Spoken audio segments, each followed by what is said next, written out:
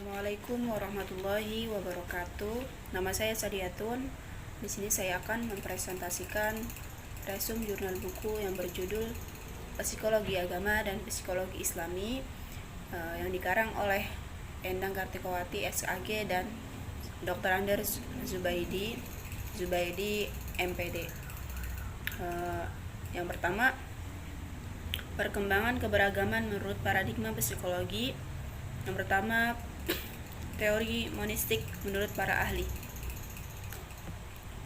Yang pertama, menurut Thomas van Aquino, sumber jiwa agama manusia itu adalah berpikir. Jadi manusia bertuhan karena berpikir. Dan yang kedua, menurut Frederick Schleimer, rasa ketergantungan yang mutlak, sense of the pain, itu adalah sumber pokok jiwa keagamaan. Jadi rasa ketergantungan itu membuat manusia merasa dirinya lemah, dan kelemahan inilah yang menyebabkan manusia selalu bergantung hidupnya pada kekuasaan yang berada di luar dirinya. Yang ketiga, menurut Rudolf Otto, jadi rasa kagum yang berasal dari sesuatu yang lain, the Willy Otters. Selanjutnya, menurut William McDougall, jadi tiada insting yang khusus menjadi sumber jiwa beragama. Jadi sumber jiwanya itu berasal dari kumpulan beberapa insting, yaitu diantaranya rasa takut, rasa kagum, rasa hormat, dan lainnya. Selanjutnya, psikoanalisis. Menurut Sigmund Freud, agama adalah realisasi manusia atas ketakutannya sendiri. Jadi Freud ini mengatakan bahwa Tuhan itu adalah refleksi dan kebencian Oedipus kompleks. Di sini beliau membagi dua. Yang pertama itu ada Oedipus kompleks dan Father image atau citra bapa. Selanjutnya ada behaviorisme. Di sini dipelopori oleh John Brothers Watson yang digerakkan oleh B.F. Skinner. Jadi di sini cenderung mengesampingkan atau mengabaikan masalah agama dalam karyanya Skinner, melainkan melihat kegiatan keagamaan yang diulangi seseorang karena menjadi faktor penguat. Selanjutnya, humanistik. Menurut Abraham Maslow, manusia itu memiliki 3 kebutuhan, yaitu ada kebutuhan fisiologis, kebutuhan akan rasa aman, kebutuhan memiliki cinta, kebutuhan akan penghargaan, dan kebutuhan aktualisasi diri. Selanjutnya ada psikologi transpersonal. Menurut Nusjirwan, psikologi transpersonal itu diartikan sebagai suatu studi terhadap potensi tertinggi umat manusia dengan pengakuan, pemahaman, dan realisasi keadaan-keadaan sandaran yang bersatukan antara spiritual dan transden. Selanjutnya ada teori fakulti atau faculty theory. Di sini ada 3 tokoh. Yang pertama ada G.M. Stratton. Ia mengatakan bahwa sumber kejiwaan agama itu adanya konflik dalam kejiwaan manusia. Selanjutnya ada W.H. Thomas. Di sini membagi menjadi 4. Yang pertama itu keinginan untuk keselamatan atau security. Yang kedua ada keinginan untuk mendapatkan penghargaan atau recognition. Yang ketiga ada keinginan untuk ditanggapi, response. Yang terakhir ada keinginan akan pengetahuan atau pengalaman baru, new experience. Selanjutnya ada N.D. Futsal The College. Itu dalam karyanya mengatakan bahwa itu berbicara tentang sumber jiwa agama. Karyanya yang berjudul Asian City. Itu yang pertama itu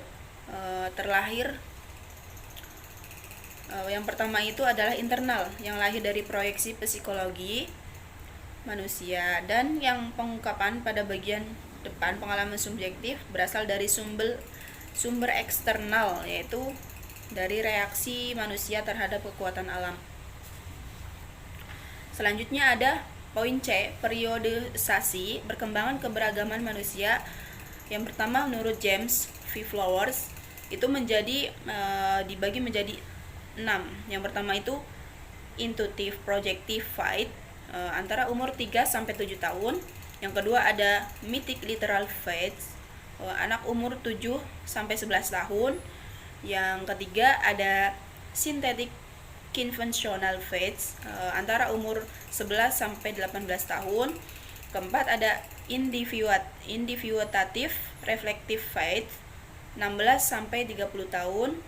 Yang kelima ada conjunctive fate, jadi di atas 30 tahun. Ini yang terakhir ada universalizing fate. Oke, selanjutnya ada periodisasi perkembangan keberagaman manusia. Menurut Hermes, ini terbagi menjadi 3, ada fairy tale stage, ada realistic stage, individualistic stage.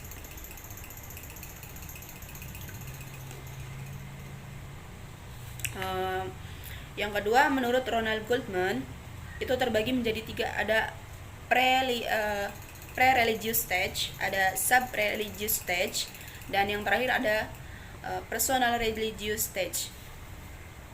Menurut H.W. Clark DKK, itu membagi menjadi 3. Yang pertama ada masa kanak-kanak, yang kedua ada masa remaja, yang ketiga ada masa dewasa. Baik, selanjutnya perkembangan keberagaman manusia menurut psikologi Islam. Jadi ditinjau dari struktur kepribadian manusia, itu terbagi menjadi beberapa poin ya. Yang pertama itu ada jasad. Jadi dalam aspek ini manusia itu terdiri dari struktur organis fisik. Jadi organisme fisik manusia itu lebih sempurna dibandingkan dengan organisme fisik makhluk-makhluk lain.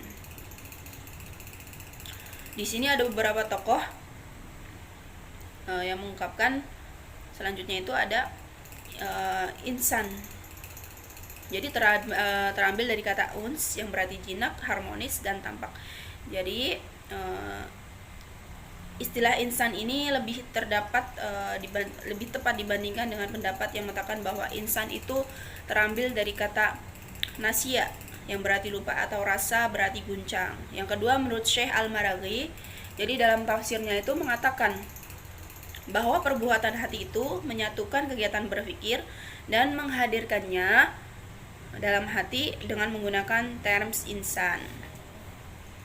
Selanjutnya menurut Chaplin, jadi insting itu adalah suatu reaksi kompleks yang tidak dipelajari menjadi sifat khas suatu spesies. Contohnya akar tumbuhan mencari air, anak menangis jika lapar, lebah membuat sarangnya. Selanjutnya menurut Freud, jadi insting merupakan bagian perwujudan sumber rangsangan sosiomatik dalam yang dibawa sejak lahir.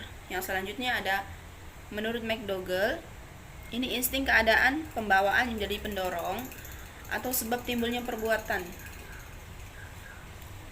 Oke, selanjutnya ada yang kedua ada struktur rohaniyah, yaitu berasal dari bahasa Arab yang mempunyai kata ruh yang berarti angin, rauh berarti rahmat. Jadi nafas ini terbagi menjadi 3. Selanjutnya al-qalb, yang kedua al-aql. Menurut Al-Qurtubi, kata al-qulub dibaca karena berfungsi sebagai subjek fa'il. Menurut Zamakhsyari, itu qalb itu diciptakan oleh Allah sesuai dengan fitrah asalnya dan cenderung menerimanya kebenaran darinya.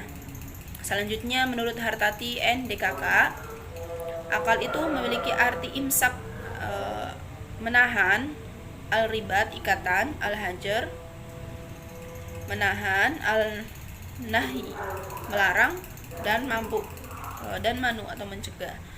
Yang terakhir menurut Ibnu Sina, itu manusia dikaruniai berpikir atau akal sebagai penentu eksistensi dirinya. Yang ketiga ada nafsu. Jadi menurut Syekh Muhammad Amin Al-Qurdi, itu terbagi menjadi 7. Yang pertama itu ada nafsu ammarah, ada nafsu lawamah, ada nafsu mulhimah, nafsu mutmainnah, dan nafsu radiyah. Terus selanjutnya ada nafsu maridiyah, yang terakhir ada nafsu kamilah.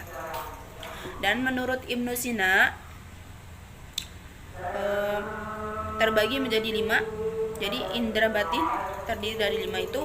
Yang pertama indera bersama, imajinasi retentif, imajinasi komprositif, yang keempat estimasi, yang terakhir ada memori dan rekoleksi. Selanjutnya keberagaman berdasarkan fitrah. Jadi secara etimologi itu fitrah berasal dari fitratun yang merupakan bentuk masdar dari kata fatoro dengan segala perubahan bentuknya. Ia terulang dalam Al-Quran sebanyak 20 kali, tergelar di dalam 17 surat. Selanjutnya ada tinjauan terhadap makna fitrah. Ini ada beberapa tokoh. Yang pertama ada Ibnu Al-Qayyim yang mengatakan bahwa fitrah itu memiliki kecenderungan beragama. Lebih spesifik lagi itu agama Islam, iman, dan tauhid. Yang kedua menurut Mustafa Al-Maraghi, fitrah itu juga diartikan sebagai kesanggupan atau predisposisi untuk menerima kebenaran, isti'adad liqalbul al-haq. Yang selanjutnya menurut Dr. Quraish Shihab, fitrah itu dipahami secara khusus atau umum. Jadi merujuk pada fitrah yang dikemukakan dalam Al-Quran surat Ar-Rum ayat 30 yang diartikan khusus, yakni potensi beragama yang lurus, tauhid yang dibawa sejak awal kejadiannya. Selanjutnya fitrah sebagai dasar teori beragama. Menurut Hasan Langgulung, kecenderungan manusia itu sebagai Tuhan. Dengan penjelasan lain, manusia itu asalnya kecenderungan untuk beragama. Sebab itu, sebagian dan fitrahnya dibawa sejak lahir. Yang poin C, motivasi beragama menurut psikologi Islami.